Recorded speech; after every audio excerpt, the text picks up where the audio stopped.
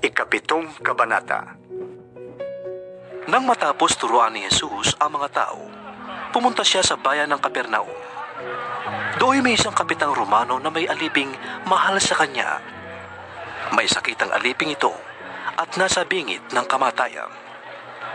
Nang mabalitaan ng kapitan ang tungkol kay Jesus, nagsugo siya ng ilang mga pinuno ng mga Hudyo upang pakiusapan si Jesus na dalawin at pagalingin ang alipin. Paglapit ng mga sugo kay Jesus, taimtim silang nakiusap sa kanya. Siya po'y karapat-dapat na pagbigyan ninyo, sapagkat mahal niya tayo mga Hudyo. Sa katunayan nga po, ipinagpatayo niya tayo ng isang sinagoga. Sumama sa kanila si Jesus. Ngunit nang malapit na siya sa bahay, ay nasa lubong niya ang mga kaibigan ng kapitan. Sila ay sinugo ng kapitan upang ipasabi kay Jesus. Ginoo, huwag na po kayong magpakapangkot. Hindi ako karapat-dapat na puntahan pa ninyo sa aking tahanan. Hindi rin po ako karapat-dapat na humarap sa inyo. Ngunit sabihin lamang po ninyo at gagaling na ang aking alipin. Ako po ay nasa ilalim ng mga nakatataas sa akin at may nasasakupan naman akong mga kawal. Kapag sinabi ko sa isa, pumunta ka roon, pumupunta siya.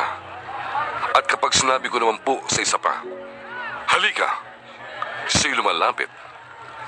Kapag sinabi ko po sa aking alipin, gawin mo ito, ginagawa niya yun. Namangha si Jesus nang marinig ito. Kaya't humarap siya sa makapal na taong sumusunod sa kanya at sinabi, Kahit sa Israel ay hindi ako nakakita ng ganito kalaking pananampalataya. pagbalik nila sa bahay, naratnan ng mga sinugo na magaling na nga ang alipin. Pagkatapos nito, nagpunta naman si Jesus sa isang bayang tinatawag na Nain. Sumama sa kanya ang mga alagad at ang napakaraming tao. Nang malapit na siya sa pintuan ng bayan, nasa lubong nila ang libing ng kaisa-isang anak na lalaki ng isang byuda. Napakarami nang nakikipaglibing. Nahabag ang Panginoon nang makita ang ina ng namatay, kaya't sinabi niya rito, Huwag ka nang umiyak. nilapitan niya at hinipo ang kinalalagyan ng bangkay. At tumigil naman ang mga may pasa nito. Sinabi niya, Binata, sinasabi ko sa iyo, bumangon ka. naupo ito at nagsalita, at siya'y ibinigay ni Jesus sa kanyang ina. Sinidlan ng takot ang lahat at sila'y nagpuri sa Diyos. Sabi nila, Dumating sa gitna natin ng isang dakilang propeta. Nilingap ng Diyos ang kanyang bayan. at kumalat sa buong Judea at sa palibot na lupain ang balitang ito tungkol sa ginawa ni Jesus. Ibinalita kay Juan ng kanyang mga alagad ang lahat ng mga pangyayaring ito. Kaya tinawag ni Juan ang dalawa sa kanila at pinapunta sa Panginoon upang itanong kung siya na nga ang ipinangakong darating o kung maghihintay pa sila ng iba. Pagdating do'y sinabi nila kay Jesus, Pinapunta po kami dito ni Juan ang tagapagbautismo upang itanong kung kayo na nga ang darating o maghihintay pa kami ng iba. Nang mga sandaling iyon, si Jesus ay nagpapagaling ng maraming may sakit at ng mga pinapahirapan ng mga karamdaman at ng masasamang espiritu. Marami ding mga bulag ang pinagkalooban niya ng paningin. Kaya sinabi niya sa mga sugo ni Juan, Bumalik kayo kay Juan at sabihin ninyo sa kanya ang inyong nakita at narinig. Nakakakita ang mga bulag, nakakalakad ang mga pilay, gumagaling ang mga ketongin, nakakarinig ang mga bingi, muling nabubuhay ang mga patay, at ipinapangaral sa mga dukha ang magandang balita. Mapalad ang taong hindi nag-aalinlangan sa akin. habang papaalis sa mga sugo, nagsalita si Jesus sa mga tao tungkol kay Juan. Bakit kayo pumunta sa ilang? Anong ibig ninyong makita? Isang halamang tambo na iniuugoy ng hangin?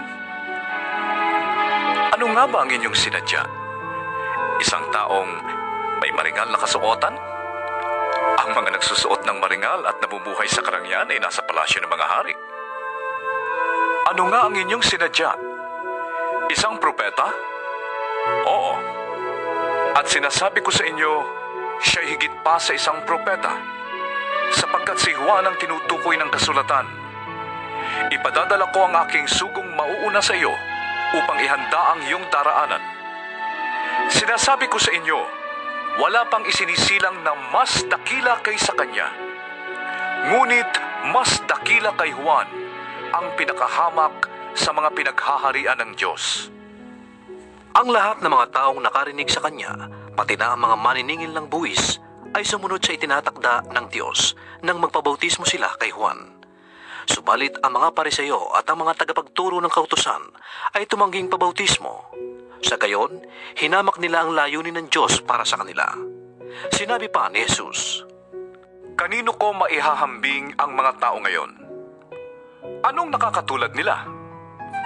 Ang katulad nila ay mga batang nakaupo sa palengke at sumisigaw sa kanilang mga kalaro.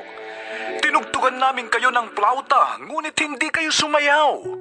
Tumangis kami, ngunit hindi kayo nakiiyak. Sapagkat nang dumating si Juan na tagapagbautismo, siya'y nag-aayuno at hindi umiinom ng alak. At ang sabi ninyo, sinasaniba ng demonyo ang taong yan.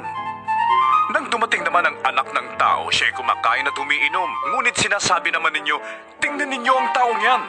Matakaw, manginginom at kaibigan ng mga maniningil ng buwis at ng mga makasalanan. Subalit ang karunungan ng Diyos ay napapatunayang tama sa pamamagitan ng lahat ng taong namumuhay ayon dito. minsan, si Jesus ay naanyayahang kumain sa bahay ng isang Pariseo. Pumunta nga siya at dumulog sa hapag. Sa bayang yon ay may isang kilalang babae na masama ang pamumuhay. Nang mabalita nitong kumakain si Jesus sa bahay ng naturang Pariseo, nagpunta siya roon na may dalang pabangong nasa sisidlang alabastro. Umiiyak siyang lumapit sa paanan ni Jesus at hinugasan ng kanyang luha ang mga paa nito. Pinunasan niya ng kanyang sariling buhok ang mga paa ni Jesus, hinalikan at binuhusan ng pabango. Nang ito'y makita ng Pariseyong nag-anyaya kay Jesus, nasabi nito sa sarili, Kung talagang propeta ang taong ito, dapat ay alam niya na ang babaeng humahawak sa kanyang paa ay isang makasalanan. Bilang tugon sa iniisip ni Simon, sinabi ni Jesus, Simon, may sasabihin ako sa iyo. Ano po iyon, Guro? sagot niya. At nagpatuloy si Jesus. May 2 taong nangutang sa isang nagpapahiram ng pera.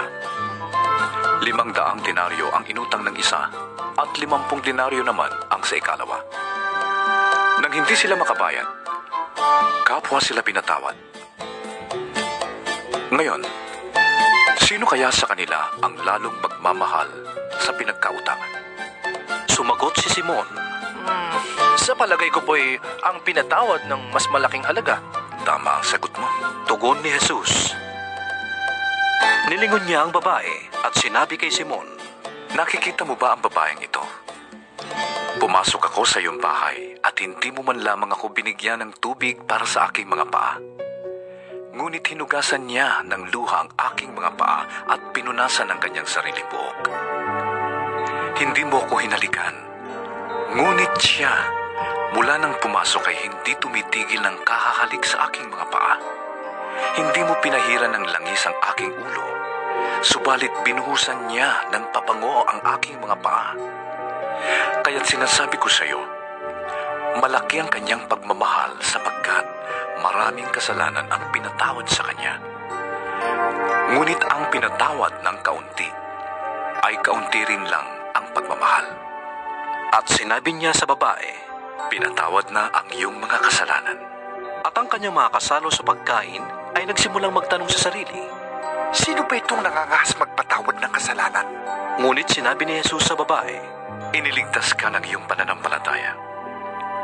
Humayo ka, ipanatag mo ang iyong kalooban.